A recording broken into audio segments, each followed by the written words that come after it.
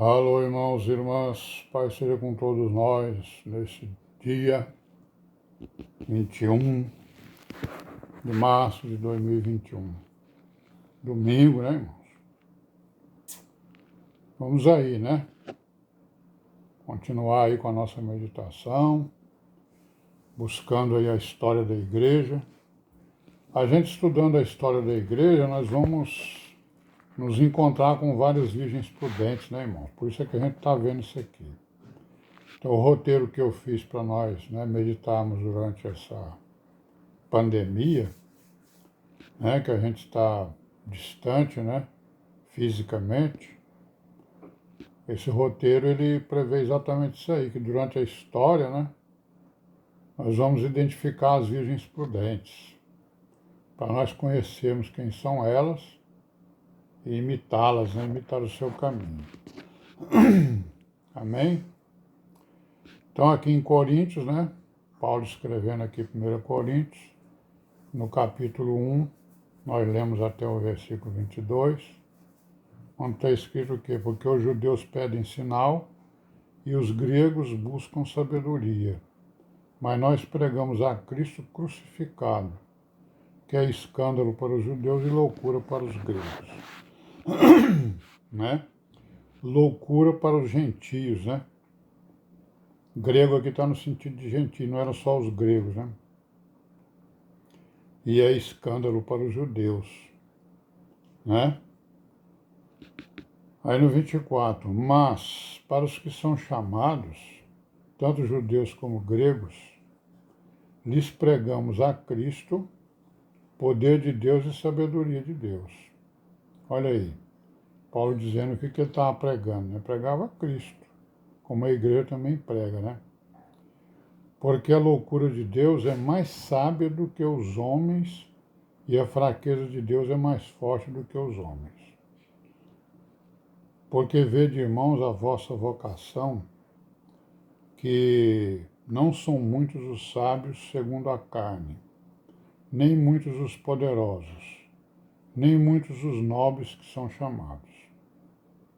Mas Deus escolheu as coisas loucas deste mundo para confundir as sábias. E Deus escolheu as coisas fracas deste mundo para confundir as fortes. E Deus escolheu as coisas vis deste mundo e as desprezíveis e as que não são para aniquilar as que são, né? Para que nenhuma carne se glorie perante ele. Mas vós sois dele em Jesus Cristo, qual para nós foi feito por Deus sabedoria e justiça e santificação e redenção. Para que, como está escrito, aquele que se gloria, glorie-se no Senhor. Então é isso aí, né? Mais uma vez ele está combatendo várias coisas aí, né? Está combatendo a pregação dos judeus contra a igreja, contra o evangelho, está combatendo o paganismo também, que faz quase a mesma coisa, ou pior, ou tanto quanto, ou talvez o judaísmo faz pior, né? E está combatendo as dissensões dentro da igreja né, que ficam fazendo acepção de pessoa, porque é isso que eu estava falando aqui, as dissensões aqui sobre quem era Paulo, Cefas ou Apolo, não sei o quê, isso aí beira a acepção de pessoas, né? E a acepção de pessoas nós sabemos que é algo que não pertence, né, à nossa vida cristã e ao nosso entendimento, certo? Bom, aí no capítulo 2 o Paulo vai dizer o que é a pregação dele, né? O caráter, a essência da pregação dele. E eu, irmãos, quando fui ter convosco, anunciando-vos o testemunho de Deus, não fui com sublimidade de palavras ou de sabedoria, porque nada me propus saber entre vós, senão a Jesus Cristo e este crucificado. Né? Eu estive convosco em fraqueza, e em temor e em grande tremor. A minha palavra e a minha pregação não consistiam em palavras persuasivas de sabedoria humana, mas em demonstração do Espírito e de poder. Então a essência da pregação dele era essa aí. Para que a vossa fé não se apoiasse em sabedoria dos homens, mas no poder de Deus. Olha aí, irmãos, tá vendo? Por isso é que apareceu, né, aquela acepção de pessoa lá entre os irmãos. Por quê? Porque a fé não estava apoiada, porque a fé estava apoiada em sabedoria de homens, né? Certo? E não no poder de Deus, né? Então a nossa fé ela tem que estar apoiada na palavra, né? Tem que estar apoiada naquilo que a palavra diz. Não interessa quem diz, né? Não interessa quem fala. Se ele falou a verdade, pronto, acabou. Então, se a gente tem fé na palavra, não temos o que discutir, né? E no poder de Deus. Todavia, falamos sabedoria entre os perfeitos. Olha aí, entre os perfeitos. Ele estava falando sabedoria, porque isso que é a palavra é a sabedoria de Deus, né? Não, porém, a sabedoria deste mundo, nem dos príncipes deste mundo, que se aniquilam. A sabedoria se aniquila. Mas falamos a sabedoria de Deus, oculta em mistério, a qual Deus ordenou antes dos séculos para a nossa glória, a qual nenhum dos príncipes deste mundo conheceu, porque se a conhecessem, nunca crucificariam ao Senhor da glória. Olha aí. Então nunca conheceram, né? Porque se tivessem conhecido, eles não iam crucificar o Senhor Jesus, né?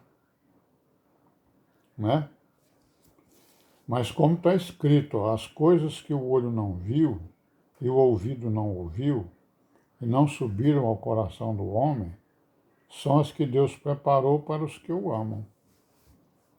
Hã? Segredos, né? Os segredos do Senhor são para aqueles que o amam, como está escrito, né, nos Salmos, né? Os segredos do Senhor é para aqueles que o amam.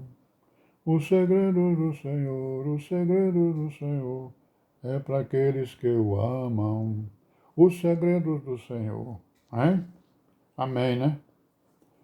Mas Deus nos revelou, ó, pelo seu Espírito, porque o Espírito penetra todas as coisas, ainda as profundezas de Deus, né?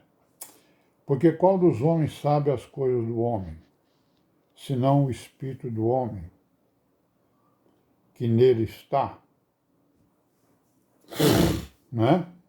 Assim também ninguém sabe as coisas de Deus, senão o Espírito de Deus. Mas nós não recebemos o Espírito do mundo, né? Mas o Espírito que provém de Deus, para que pudéssemos conhecer o que nos é dado gratuitamente por Deus.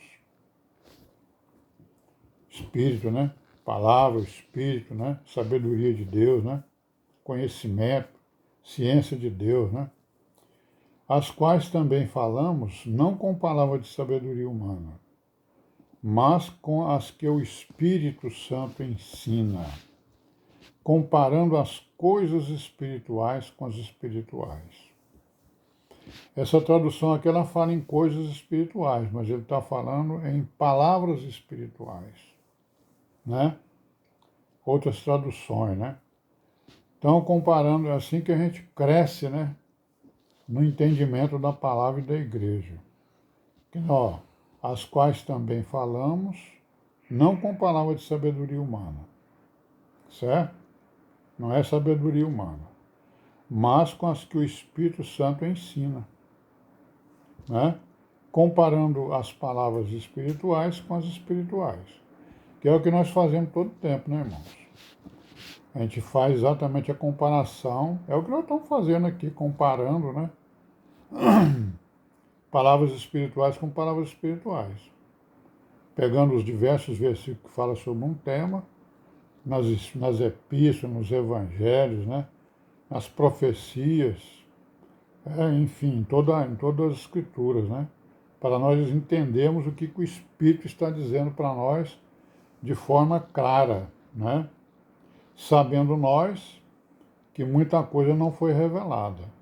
Porque se tivesse sido revelado tudo, para que era necessário a fé?